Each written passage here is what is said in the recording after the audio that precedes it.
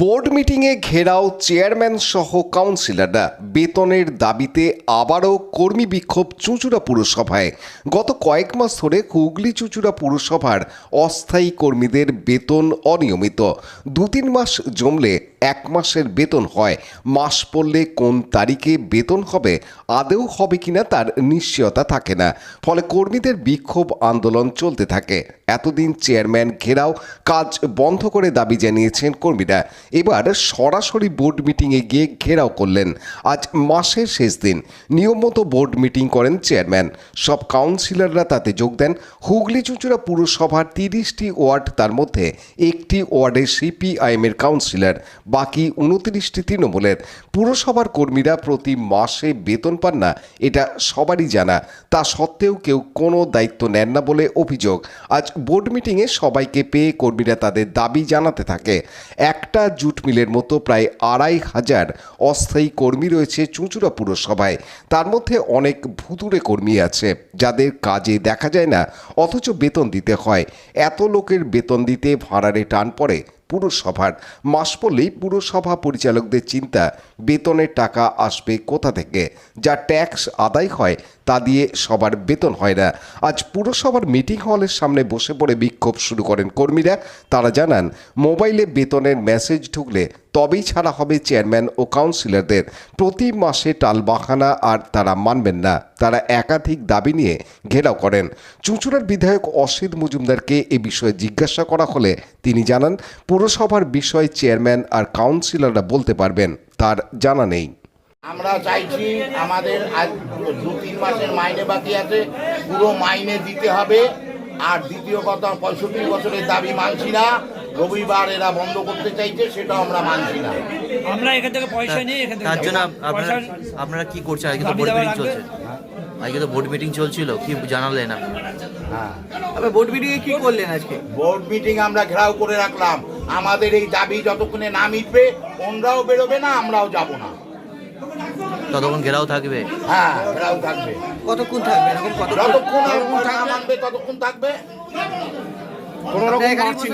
এখানেই আমরা বসে থাকবো, বসে রইলাম। দরকার হয় ওনাদের বিরিয়ানি আমরা খাবো। ওনাদের বিরিয়ানি ব্যাগ ভরে নিয়ে এসছে, আমি দেখেছি। ওই বিরিয়ানি আমরা খাবো দরকার হয়। আমাদের পৌরসভার অস্থায়ী কর্মচারী যারা আছেন তারা, আমাদের গার্ডেরা 3 মাস এবং অন্যান্য দপ্তরের কর্মচারীরা 2 মাস মাইনে পাচ্ছি না। আজকে 30 তারিখ হয়ে গেল নভেম্বরে। আমরা বারবার চেয়ারম্যানের কাছে এসেছি আমাদের যে মাইনে সেটা পাওয়ার জন্য, কিন্তু তারা কর্তৃপক্ষ কোনো সদুত্তর দিতে পারেনি। তাই পেটের জ্বালায় সমস্ত দলের সমস্ত শ্রমিক কর্মচারী সমস্ত দপ্তরে আমরা এখানে হাজির হয়েছি। আমরা কবে মাইনে পাবো এই জবাব নিয়ে বাড়ি যাব, এই হচ্ছে আমাদের আজকে মূল কথা।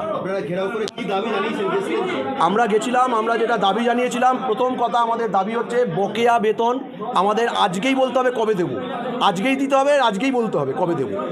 প্রত্যেক কর্মচারীকে একই দিনে মাইনে দিতে হবে, একই দিনে সমস্ত কর্মচারীকে মাইনে দিতে হবে। আমাদের শ্রমিক কর্মচারীদের মধ্যে যে বিভাজন সৃষ্টির চেষ্টা চলছে সেটা আমরা মানব না। 26 দিন আমাদের চেয়ারম্যান স্যার বলছেন আমরা 30 দিন কাজ করতাম, আমাদের মজুরি অত্যন্ত কম। উনি বলছেন 26 দিন কাজ দেবেন। আমরা বলেছি ছুটি মানে হচ্ছে সবেতন ছুটি। 30 দিনের মাইনে দিয়ে যদি 26 দিন কাজ করান তাতে আমাদের কোনো আপত্তি নেই, কিন্তু আমাদের মজুরি কমানো যাবে না। মাইনে আমরা যেটা পাই মাসে সেটা কমানো যাবে না, এটা আমাদের দাবি। আমাদের যেটা অতিরিক্ত যে কাজ আছে, অতিরিক্ত যে কাজ আমরা করি, আমাদের পাম্পের লোকেরা যারা কনজারভেন্সি আছে তারা এবং পাইপলাইনের ছেলেমেয়েরা এরা অতিরিক্ত ডিউটি করে, সেই ড্রাইভার এরা অতিরিক্ত ডিউটির টাকা কারোর 10 মাস কারোর 11 মাস বাকি আছে, সেই টাকাগুলোকে দিতে হবে। আজকে হঠাৎ নোটিশ করছে জানুয়ারি মাস থেকে 65 বছর যাদের বয়স হয়ে গেছে তাদের বসিয়ে দেবে। আমরা বলেছি তাদের আত্মহত্যা করা ছাড়া অন্য কোনো পথ নেই, এটা আমরা মানছি না, এটা মানব না। রাজ্য সরকারের যে আছে সেই নিয়ম মেনে চলতে হবে। 5 লাখ টাকা ন্যূনতম দিতে হবে এবং তাকে একটা টাইম দিতে হবে যে এই মাসের পর আপনি আর কাজ করছেন না, হুট করে বললে হবে না। আর আমাদের ইপিএফের টাকা সরকার পৌরসভা কেটে নিচ্ছে, অথচ দপ্তরে জমা দিচ্ছে না। আমরা এটাও বলেছি এটা বেআইনি কাজ, আমাদের টাকা কেটে নিয়ে ইপিএফ দপ্তরের সঙ্গে সঙ্গে জমা দিতে হবে, এটাও আমরা দাবি করেছি। আর আমরা শেষ দাবি যেটা করে এসেছি সেটা হচ্ছে যে রাজ্য সরকারের ঘোষিত যে ন্যূনতম মজুরি, সেই ন্যূনতম মজুরি আমাদের দিতে হবে। বাইরে একজন রাজমিস্ত্রির জোগাড়ে 400 টাকা রোজ পায়, 450 টাকা রোজ পায়, সেখানে আমাদের এখানে কনজারভেন্সির একজন বা পাম্পে অপারেটর একজন বা আমাদের গার্ড ড্রাইভার এরা প্রত্যেকে কেউ 270 টাকা, কেউ বা 265 টাকা, কেউ 275 টাকা এরকম পায়। এই এটা আমরা মানবো না, আমরা বলেছি ন্যূনতম মজুরি আমাদের দিতে হবে। কি নিয়ে কি বলবেন? দেখুন, আমি তো এখন মহিলাদের অপরাজিতা বিল নিয়ে মিটিং চলছে, আমি এই ব্যাপারটা জানি না, খবর নিয়ে বলবো।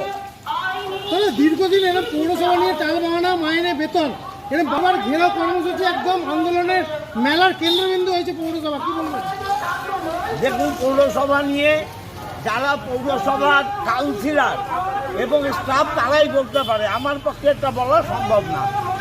আপনি দাদা এখানকার বিধায়ক, চুঁচুড়ার বিধায়ক, আপনি একটা গার্জেন, এই চুঁচুড়ার গার্জেন হচ্ছে আমার আপনি। কাছে কোনো খবর নেই।